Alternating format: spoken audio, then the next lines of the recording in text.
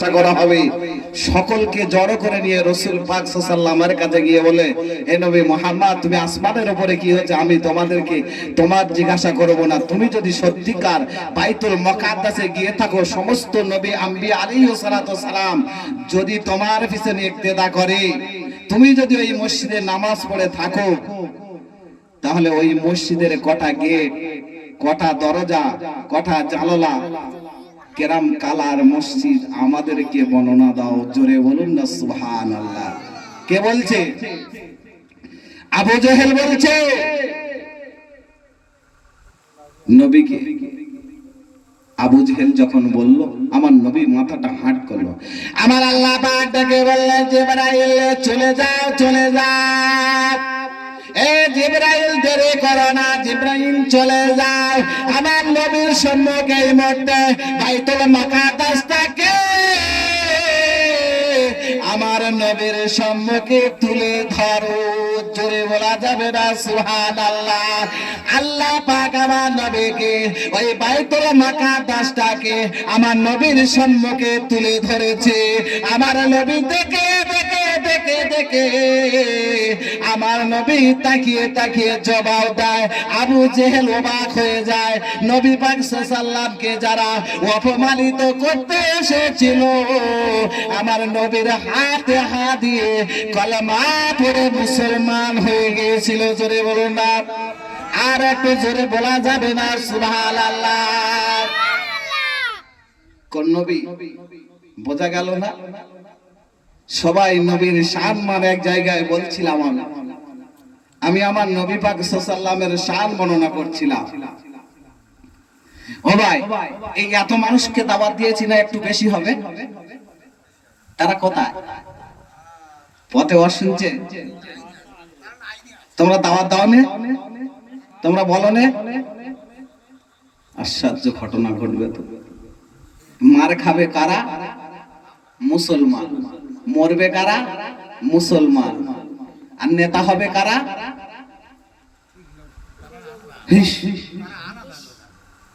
বলতে কষ্ট হচ্ছে।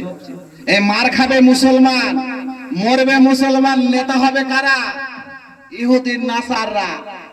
তোমাদের আলুর কোলা, তোমার ভোট হলে 50,000, গ্রামে দেবে 2 লাখ, তোমরা মারপিট করবে, তোমরা কেস খাবে, তোমরা দাঙ্গা করবে, তোমরা হাঙ্গামা করবে। আর আমরা এসি ঘরে বসে বসে তোমাদের মারার প্ল্যান করবো। মসজিদের আজান কখন বন্ধ হবে? ঠিক বলছি না ভুল বলছি? এ মুসলমান মার খাবে না? মার খাবে না?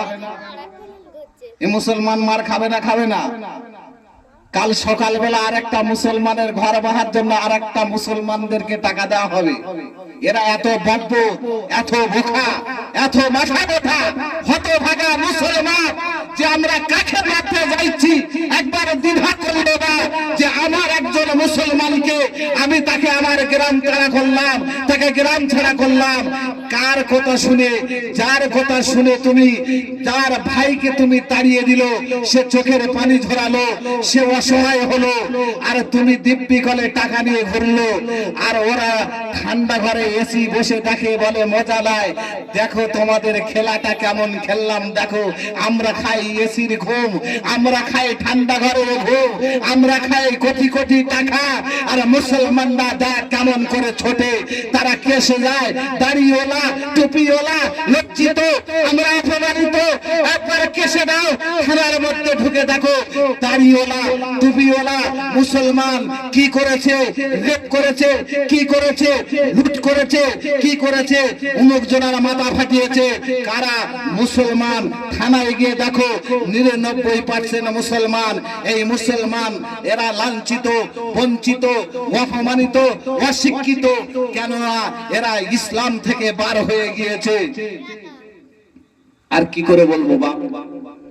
কষ্ট হচ্ছে বাপ। আমি কোন পার্টির ব্যাপারে বললাম নাকি? আমি কোন পার্টির কথা বলতে এসেছি নাকি? আমার মুসলমান কমেরা ভুল করবে, আমি বোঝালে অসুবিধা আছে? হ্যাঁ, আপনি যেখানে পারবে ভোট দেন, যার খুশি আপনি ভোট দেন, তবে চিন্তা করে দেখবেন আমি যে ভোটটা আমি দিচ্ছি জালেমের জন্য দিলাম কি ন্যায়ের জন্য দিলাম। তুমি তোমার ভোটটাকে চিন্তা ভাবনা করে দেবে। যদি তুমি দিতে পারো, সঠিক দিতে পারো, তাহলে 5 বছর না তুমি ভালো থাকবে।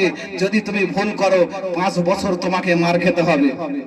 এমন মার খাটা হবে, এমন মার তোমাকে খেতে হবে, পৃথিবীতে আর কেউ সহ্য করতে পারবে না। যাই হোক, মুসলমানদেরকে দেখবে, আমি থানার মধ্যে গিয়ে দেখি মুসলমান রাতের বেলা যায়, মুসলমানকে ধরে অপমানিত করে। এ দাড়িওয়ালা টুপিওয়ালা, কিভাবে একে ফাঁসানো যাবে, কিভাবে আমাদেরকে বলে তোমরা কিভাবে চলছো, রাস্তাঘাটে সঠিকভাবে কথা বলবে, না হলে তোমাদেরকে ফাঁসানো হবে। ডাইরেক্ট বলেছে বাপ, আল্লাহ তার রাসূলের জন্য কথা বলবো, দ্বীনের জন্য কথা বলবো, শরিয়াতের জন্য কথা বলবো। যদি কথা বলতে গিয়ে জীবন যায় দেবো, অসুবিধা নাই, বিনা হিসাবে আল্লাহ জান্নাত দেবে। জোরে বলুন না সুবহানাল্লাহ। ঠিক বললাম না ভুল বললাম? একটু চিন্তা করবে বাপ, কার জন্য কথা বলবো আর কার জন্য কথা বলবো না, নিজের বিবেকের উপর ছেড়ে দেন। দাঙ্গা হাঙ্গামা করতে যেও না, পারলে না বসে থাকো, কারোর জন্য যাবে না।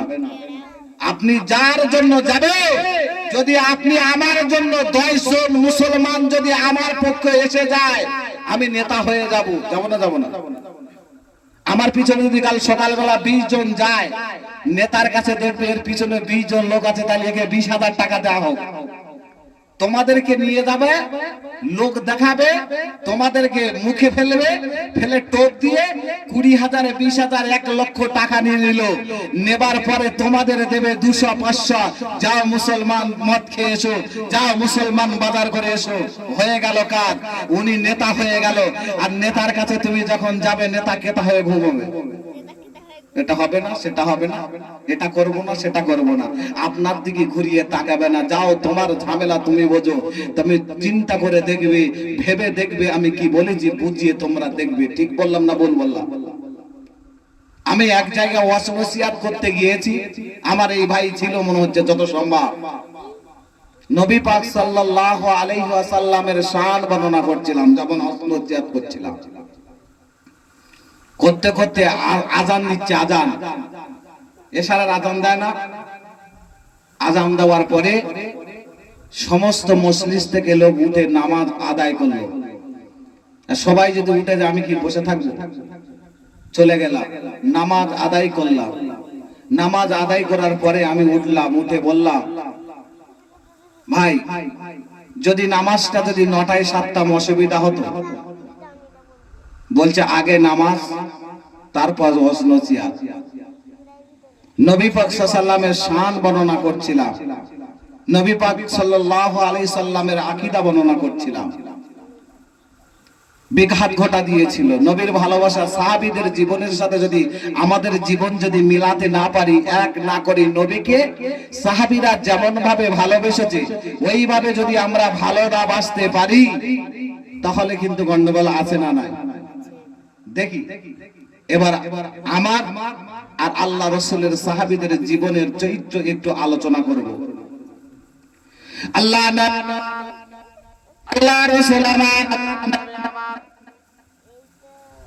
রাসূল সাল্লাল্লাহু আলাইহি ওয়াসাল্লাম হযরত আলীকে ডাক দিলেন, বাবা, ও বাবা আলী, আমার কাছে এসো বাবা আলী। ডাকলেন, নবী আলী কাছে গেল। আল্লাহ রাসূল পাক সাল্লাল্লাহু আলাইহি ওয়াসাল্লাম আলীর কোলের উপরে মাথা দিয়ে ঘুমিয়ে পড়লেন। জোরে বলুন না সুবহানাল্লাহ। আলীকে বসতে বলল কে? ভালো করে শুনবে। আলীকে কে বসতে বলল? নবী। রাসূলের হুকুম ছিল আলী বসে যাও, আমি তোমার কোলের উপরে মাথা দেব। আল্লাহ রাসূল বসে, আল্লাহ রাসূলের সাহাবী, জলিল কদর সাহাবী, তিনি বসে গেলেন। এক কথায় নবী আলীর কোলের উপরে মাথা দিয়ে আরাম করলেন। আর আল্লাহর নবী যে সময় মাথা দিয়েছে, আল্লাহর নবী আসরের নামাজ পড়া ছিল, আর হযরতের আলীর নামাজ পড়া ছিল না। আচ্ছা, আপনাদের জিজ্ঞাসা করি, দুটো হুকুম যদি তোমাদের কাছে আসে, একটা আল্লাহর হুকুম, একটা নবীর হুকুম, কার হুকুমের প্রাধান্য দেবে? ঠান্ডা মাথায় শুনবে। ওয়াজ কিন্তু রেকর্ড হচ্ছে, বলো আমার ওয়াজ রেকর্ড হচ্ছে, আবার ছেড়ে দেবো। ঠান্ডা মাথায় জবাব দেবে। তোমরা ভুল করলে, কিন্তু এই নেট ভুল করবে না, আমাকে ধরবে না, ওকে জবাব দিতে হবে। ওই মলি সাহেবটার নাম্বারটা দাও। ঠিক বলছি না ভুল বলছি? দুটো হুকুম যদি তোমাদের কাছে এসে যায়, তোমরা কোন হুকুমের প্রাধান্য দেবে? কার হুকুমের প্রাধান্য দেবে? চুপচাপ শুনে থাকো। কার হুকুমের প্রাধান্য দেবে? নবী পাকের সাহাবীদের থেকে শিখে নি, তাদের জীবনী, রসুলের হুকুম তারা কেমন ভাবে পালন করেছে। আল্লাহ নবী আমার যখন আলীকে বসতে বলেছে, আলী বসে গেলেন, নবী বসে গেলেন। আল্লাহ নবী মাথা দিয়েছে আলীর কোলের উপরে, ঘুমিয়ে পড়ল। আসরের নামাজের রক্ত এসে গেছে। হুকুম কার? নামাজ আল্লাহর হুকুম না? আজান হয়ে গেল, নামাজের সময় শেষ হয়ে গেল। আল্লাহ নবীর সাহাবী হযরত আলী, আমার নবীর ঘুমের ব্যাঘাত ঘটায় না। একবার জোরে বলা যাবে না সুবহানাল্লাহ? আল্লাহ পাকের নবীকে ঘুম থেকে জাগালেন না, অতএব আল্লাহর হুকুম ছেড়ে দিল। আল্লাহ নবী পাকের এক ফোঁটা পানি হযরত আলীর চোখের পানি আমার নবীর চাঁদ মুখখানা পড়ে যায়। জোরে বলুন না। আল্লাহ নবীর ঘুম ভেঙে গেল। আলী কাঁদছেন। নবী জিজ্ঞাসা করছে, বাবা আলী, তুমি কষ্ট পেয়েছো? আমার নবী কত সুন্দর কথা বলতো, আমার নবীর আদব কত ভালো ছিল। আলী, তুমি কি কষ্ট পেয়েছো? বেতা পেলে কেউ কষ্ট পেয়েছো আলী, তাই তুমি কাঁদছো? ইয়া রাসূলুল্লাহ, ইয়া হাবিবাল্লাহ, না না না, আমি আলী কষ্ট পাইনি ইয়া রাসূলুল্লাহ। ইয়া হাবিবাল্লাহ, আপনি যখন আমার কোলের উপরে মাথা দিয়েছো, ইয়া রাসূলুল্লাহ, আমার আসরের নামাজটা পড়া ছিল না, আসরের নামাজটা চলে গিয়েছে, ছেড়ে গিয়েছে। আমার নবীর মহব্বতে আমি কাজা করে দিয়েছি, আল্লাহর হুকুমটা ছেড়ে দিয়েছি। অতএব আমি আলী আমার নবীর হুকুমের প্রাধান্য দিয়েছি। আমার নামাজ কাজা হওয়ার কারণে কাঁদছি ইয়া রাসূলুল্লাহ, ইয়া হাবিবাল্লাহ, আমি এই কারণে কাঁদছি।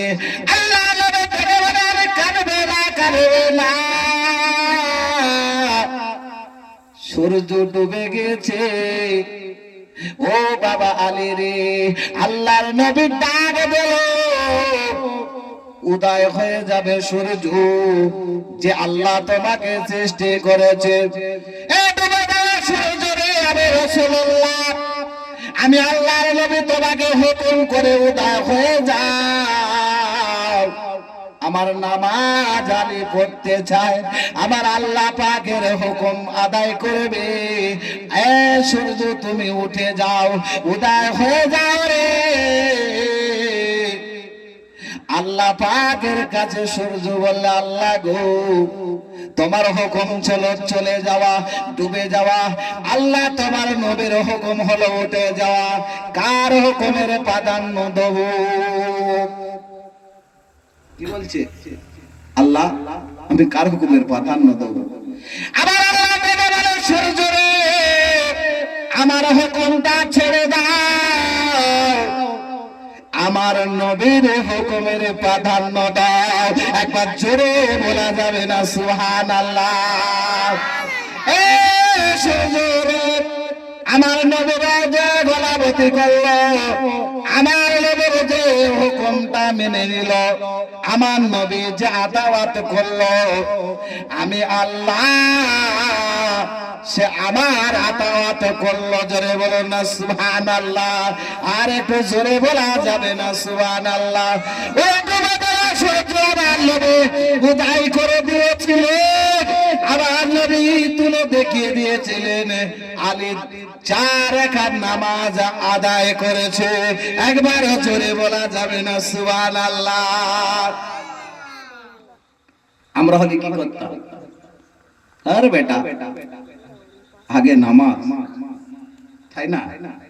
নবীরা কি করেছে? নবী পাকের সাহাবীরা আমাদের থেকে বড় বড় সারা পৃথিবীর আলেম ও আলামা, হাফেজ, কারি, মাওলানা, যত বড় পীর সাহেব হোক, একটা সাহাবীর সমতুল্য হতে পারবে না।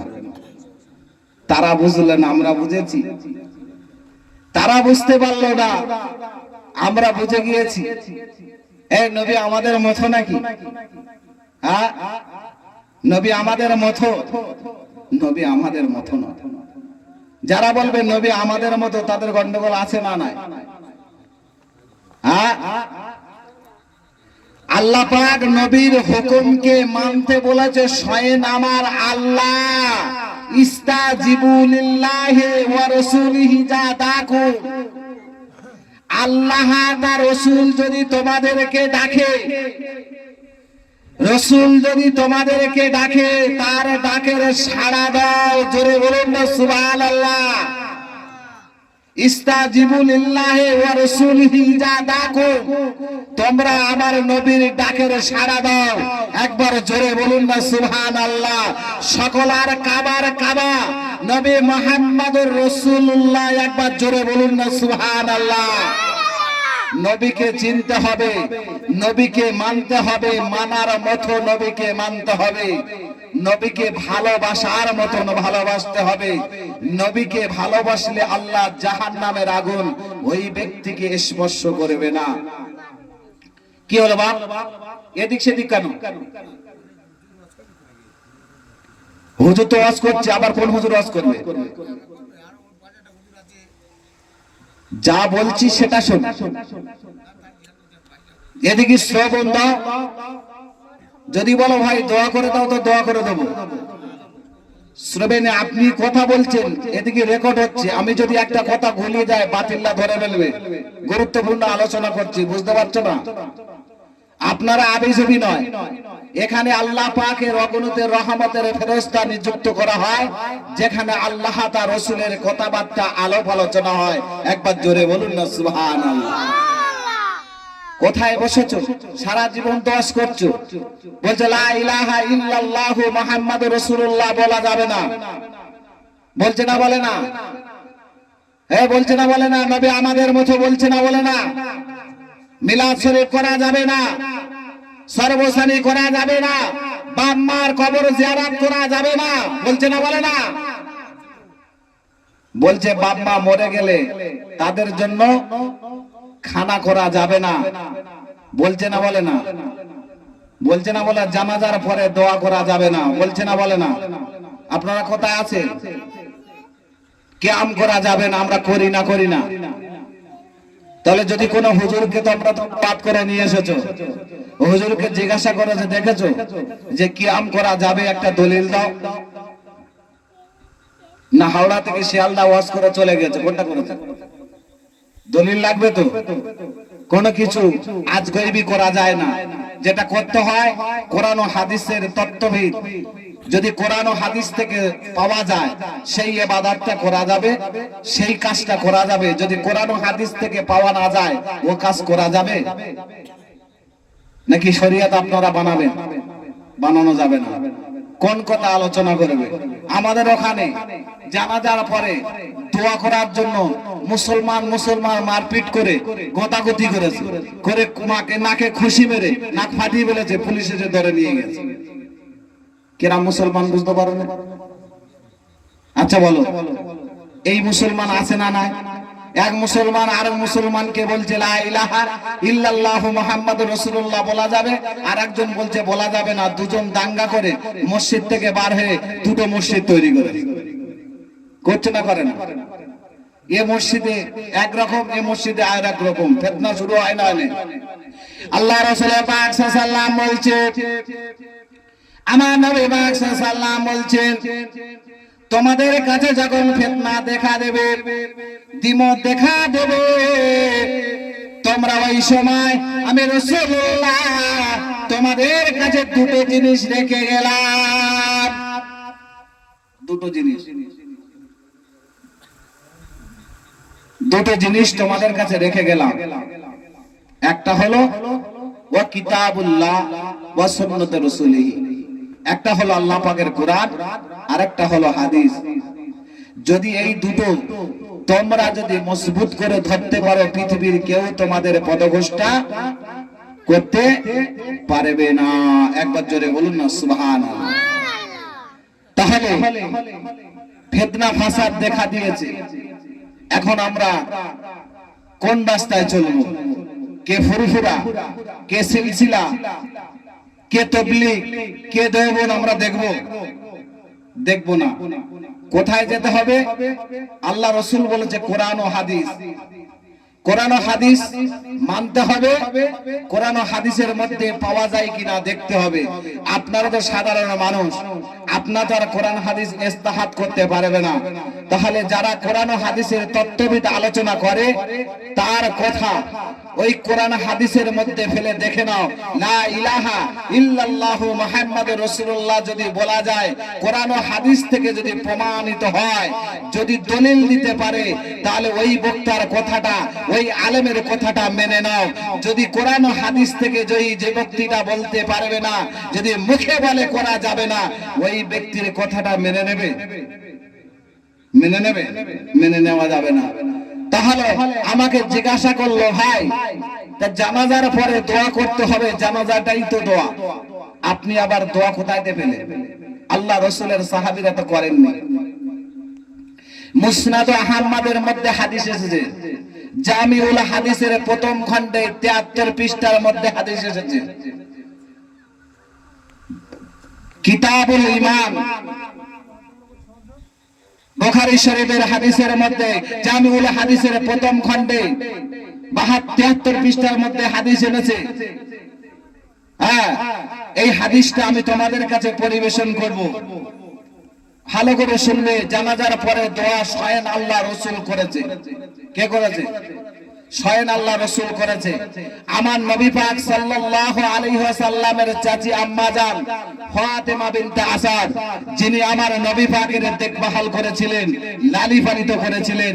আর একটা মেয়ের নাম বলে ফাতেমা বিনতে আসাদ, আমার নবী পাককে লালি পালিত করেছিলেন, দেখভাল করেছিলেন। একবার জোরে বলুন না সুবহানাল্লাহ। তিনি আমার নবীকে কিছুক্ষণের সময় নবীকে কাছে পেয়েছিলেন। আমার নবীর সৌভাগ্য, আমার নবী পাককে আদর করেছে, যত্ন করেছে, আমার নবী পাককে ভালোবেসেছিলেন। আর হযরতে আলী রাদিয়াল্লাহু তাআলা আনার মা ছিলেন। বুঝতে পারো না? চাচাতো ভাই ছিল। বোঝাতে পারলাম? নবী পাকের চাচাতো ভাই ছিল হযরতে আলী। তাহলে ফাতেমা বিনতে আসাদ তিনি ইন্তেকাল করলেন। আল্লাহ নবী আমার, নবী আমার, রাহমাতুল লিল আলামিন আমার নবী জানাজার নামাজ আদায় করলেন। ফাকাবা আলাইহা আরবান, 4 তাকবীরে নবী নামাজ আদায় করার পরে আমার নবী হাত তুললেন, আল্লাহ মাগফিরলি, আল্লাহুম্মা মাগফিরলি উম্মি ফাতেমা বিনতে আসাদ বিহাক্কিন নবীল ওয়াল আম্বিয়া আল্লাযিনা হুম মিন ক্বাবলি ওয়া হাযা হাদিসুন হাসান। একবার জোরে বলা যাবে না সুবহান নবী দোয়া করছে, আল্লাহুম্মা গফিরলি উম্মি ফাতেমা বিনতে আসাদ বিহাক্কিন নবীল। আল্লাহ তোমার হক নবী দোয়া করছে, আল্লাহ তোমার সত্য নবী মুহাম্মদ রাসূলুল্লাহ দোয়া করছে, তোমার নবীর ওসিলা করে আমার ফাতেমা বিনতে আসাদকে আল্লাহ তুমি maaf করে দাও। জোরে বলুন না সুবহানাল্লাহ। নবী রসিলা ধরলো না। নবী বলছে আমার রসিলা করে, তোমার হক নবীর রসিলা করে আমার ফাতেমা বিনতে আসাদকে তুমি maaf করে দাও। আবার নবী দোয়া করছেন, ওয়াল আম্বিয়াই আল্লাযিনা হুম মিন ক্বাবলি, আল্লাহ আমার আগে যত নবী রাসূল চলে গিয়েছে তাদের রসিলা করে আমার ফাতেমা বিনতে আসাদকে তুমি maaf করে দাও। জোরে বলুন না সুবহানাল্লাহ। জানাজার পরে যদি রাসূল দোয়া করতে পারে, আমরা পারবো না? নবীকে ফলো করতে হবে। যেটা নবী বলে গেছে ওটাই করতে হবে, যেটা নবী নিষেধ করেছে ওটাকে ছেড়ে দিতে হবে। পৃথিবীর কেউ তোমাদেরকে আটকাতে পারবে না, পৃথিবীর তোমাদের কেউ রুখতে পারবে না। জান্নাতে যাওয়া রাস্তা পরিষ্কার হবে যদি নবীকে না মানতে পারো, রাসূলকে যদি মানতে না পারো, কোরআন হাদিসের সঠিক তথ্য যদি তোমাদের কাছ থেকে সরে বার হয়ে চলে যাও, তোমরা পথভ্রষ্ট হবে। পৃথিবীর কেউ তোমাদের জাহান্নামে আটকে যাবে, জাহান্নামে চলে যাবে। জান্নাতে রাস্তা যাওয়া কঠিন হয়ে যাবে যদি আমরা সঠিক আকীদার মধ্যে যদি না থাকি। ঠিক বলছি না ভুল বলছি? ঠিক বলছি না ভুল বলছি? তাহলে আমাদের সঠিক রাস্তা বেছে নেওয়ার দরকার আছে না নাই? হ্যাঁ, তা জানাজার পরে দোয়াটা পেলাম। আপনারা যে দাঁড়িয়ে দাঁড়িয়ে এখন আমি কিয়াম করব, আপনারা বলতে পারলেন একজন যে হুজুর আপনি তো কিয়াম করবেন, তা কিয়াম করা যাবে না? যাবে না? যাবে। মুখে বললে তো হবে না, দলিল দিতে হবে। কিছুদিন এক জায়গায় গেলাম, জলসা মাহফিল করলাম, কিয়াম করলাম। ফুরফুরা সিলসিলার মতদর্শের মানুষ ছিল। তারা অন্য, নাম বলবো না, রেকর্ড হচ্ছে তো, নাম বলছি না, তারা অন্য পথদর্শের মানুষ হয়ে গেছে। তারা আর জীবনে কিয়াম করে না। আমাকে দাওয়াত করেছে, নিয়ে গেল। কোরআন হাদিসের কথা আলোচনা করতে করতে করতে করতে আমি লাস্ট পর্যায়ে আমি কিয়াম করব, কিছু মানুষ উঠলো আর কিছু মানুষ উঠলো না। তাহলে এখন দ্বন্দ্ব হবে না? হবে না? তা কিছু মানুষ যখন উঠলো না, আমি বললাম বাপ আপনারা কেন উঠলো না? তার ব্যক্তি কিছু মানুষ বলল যে কিয়াম করা যাবে না, আল্লাহ রসুলের সাহাবীরা করেননি। তাই বললাম, তাই বললো হ্যাঁ। তা আমি বললাম যদি কোরআন ও হাদিস থেকে আমি তত্ত্ববিদ আলোচনা করি, দলিল দিয়ে আপনারা কিয়াম করবেন? তা কিছু মানুষ বললো জি। আমি বললাম তবে কিছুক্ষণ বসে যান। এ মুসলমানেরা, সিয়াসির তার অন্যতম কিতাব মিশকাত শরীফের, মিশকাত শরীফের হাদিসের ভিতরে 431টা, ওখানে একটা হাদিস এসেছে হযরত আবু হুরায়রা রাদিয়াল্লাহু তাআলা আনহুমা قال قال رسول الله صلى الله عليه وسلم يجلس بالمعنى في المسجد يحدثنا فإذا قابكم قياما وهذا حديث حسن جري বলুন আল্লাহ রাসূলের সাহাবীরা মদিনার মসজিদে নববী শরীফে আল্লাহ রাসূল সাহাবীদেরকে নিয়ে মদিনার মসজিদে আলোচনা করছিল, হাদিস বর্ণনা করছিল। আল্লাহর নবী বর্ণনা করতে গিয়ে ফাইজা কামা, রাসূল দাঁড়িয়ে গেল। সমস্ত সাহাবীরা কুন্না কিয়ামান, আমার নবীর সম্মানে দাঁড়িয়ে গেলেন। জোরে বলুন না সুবহানাল্লাহ। এ মুসলমানেরা, বাজানেরা, এই হাদিসটা হলো সহিহ। এই যখন হাদিসটা বললাম বাবা, বিরাট বড় একটা পাগড়ি দ্বারা মানুষ চলে আসে, এসে আমার পাশে বসে গিয়েছে, গিয়ে আমার সাথে তর্ক লিপ্ত হয়ে যায়। বলছে হুজুর আপনি যে হাদিসটা বলেছেন এটা নবী পাকের সম্মানের কিয়াম ছিল না। আমি বললাম আপনার কথা আমি মানবো না। আপনি কোন কিতাব এটা নবীর সম্মানের কিয়াম ছিল না আপনি দলিল দেন। এমন একটা লোকের নাম বলবে যে আমি মানি আপনিও মানেন, এমন একটা ইমামের নাম বলবে। বোঝাতে পারলাম? এমন একটা ইমামের নাম বলতে হবে যে ইমামটা আমি মানি আপনি মানেন। আপনার কথা তো মানবো না। উনি কথা বলছে, সম্মানের কিয়াম ছিল না। আমি তখন বললাম বাবা, ইমাম মোল্লা আলী কারি হানাফি রাহমাতুল্লাহ আলাইহি মিশকাতে সূরা মেরকাতের প্রথম খণ্ডে 538 পৃষ্ঠায় ইমাম মোল্লা আলী কারি হানাফি রাহমাতুল্লাহ আলাইহি তিনি লিখেছে হাজা কিয়ামুন ওয়াজহুল বিররি ওয়াল ইকরাম। আল্লাহ রাসূলের সাহাবীরা যে কিয়ামটা করেছে ওটা সম্মানের কিয়াম ছিল। একবার জোরে বলুন না সুবহানাল্লাহ। আমি আপনার কথা মানবো না ইমাম জালালউদ্দিন সৈয়দ ইমাম মোল্লা আলী কারি হানাফি রাহমাতুল্লাহ আলাইহির কথা মানবো, যিনি লক্ষ লক্ষ কিতাবের হাফেজ ছিলেন, আলেম ছিলেন, লক্ষ লক্ষ হাদিসের 2 লক্ষ হাদিসের হাফেজ ছিলেন। আপনি ক লক্ষ হাদিস মুখস্থ জানেন বলুন? 200, 100, 300 তাও বলতে পারবে না। তাহলে আপনার কথা মানবো না, ইমাম জালালউদ্দিন সৈয়দ রাহমাতুল্লাহ আলাইহির কথা মানবো। অতএব আপনার কথা মানা যাবে না। তখন উনি মোবাইলটা বার করে বলছে, তখন বলছে আপনি যে কিয়ামটা করেছেন, যে হাদিসটা বলেছেন হাদিস আমরা মানি। কি বলছে? এটা তো আমরা মানি, আপনারা কেন মানেন না? এই আপনি এই হাদিসটা কেন বললেন? এ তো আমি মানি, কারণ আমাকে এতক্ষণ বোকালে কেন? তখন বলছেন মলি সাহেব আপনি যে হাদিসটা বলেছেন আল্লাহ রাসূলের সাহাবীরা নবীর সম্মুখে ছিলেন, নবী ওই জায়গা হাজির ছিল, নবী ওই জায়গা হাজির ছিল, তাই নবীর সম্মানে সাহাবীরা দাঁড়িয়ে গেছে। এখন তো আর নবী আসে না, আসে নবী? তাহলে আপনারা যে প্রচলিত কিয়াম করেন, এই কিয়াম তো আল্লাহ রাসূলের সাহাবীরা তো করেন না। বোঝাতে পারলাম কি বলছে?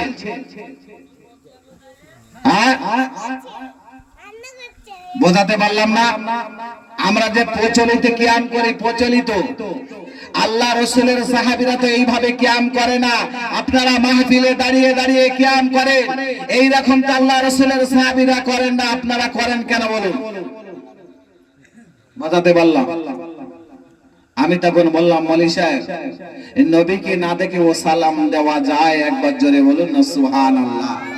আর একটু জোরে বলা যাবে না সুবহানাল্লাহ? আমি বললাম, মৌলী সাহেব, আপনি জানেন মসজিদে ঢোকার দোয়াটা জানেন? কারা কারা জানেন হাত তোলো তো। এত মুসলমান মসজিদে ঢোকেন, নামাজ পড়েন, আর দোয়া জানেন তো? বলুন। আল্লাহুম্মা মাফতাহালি আবাবা রাহমাত। এ মুসলমানেরা অতটুকু বলেছে না না না না। 2 জন সাহাবী হাদিস বর্ণনা করেছে। বাবা মদিনার মসজিদে নববী শরীফের বাবা জিবরাইল বলে একটা গেট আছে, ওই গেটের উপরে হাতে চলে যায়, দোয়াটা লেখা রয়েছে, দেখবে হাদিসটা লেখা রয়েছে, গুগলে সার্চ দিয়ে দেখে নাও বাবা। আল্লাহ রাসূল বলেছে, যা দাখালা আহাদুকুম ফিল মসজিদে ফালইয়াসাল্লি বাদা আলান নবী সুম্মা ইয়াকুলু আল্লাহুম্মা মাফতাহালি আবাবা রাহমাতি ইজা খারাজা মিনাল মসজিদে ফালইয়াসাল্লি বাদা আলান নবী সুম্মা ইয়াকুলু আল্লাহুম্মা মাফতাহালি আবাবা ফাদলিল। জোরে বলো না সুবহানাল্লাহ। কি বলছে? আমি তো বললাম, আল্লাহ রাসূল বলছে, ইজা দাখালা আহাদুকুম ফিল মসজিদে, যখন তোমরা মসজিদের ভিতরে ঢুকবে, আমি রাসূলুল্লাহ আমাকে তোমরা সালাম দেবে। জোরে বলা যাবে না সুবহানাল্লাহ? আর একটু জোরে হবে না সুবহানাল্লাহ? কাকে সালাম দেবে? মসজিদে ঢোকার আগে কাকে সালাম দেবে? তারপরে বলে সুম্মা ইয়াকুলু আল্লাহুম্মা মাফতাহালি আবা রাহমাতি আবা রাহমাতি। একবার জোরে বলা যাবে না সুবহানাল্লাহ? যখন মসজিদ থেকে বার হয়ে চলে যাবে, ইজা খারাজা মিনাল মসজিদে ফালইয়াসাল্লি বাদা আলান নবী, তারপরে বলে সুম্মা ইয়াকুলু আল্লাহুম্মা মাফতাহালি আবা ফাদলিল। জোরে বলা যাবে না?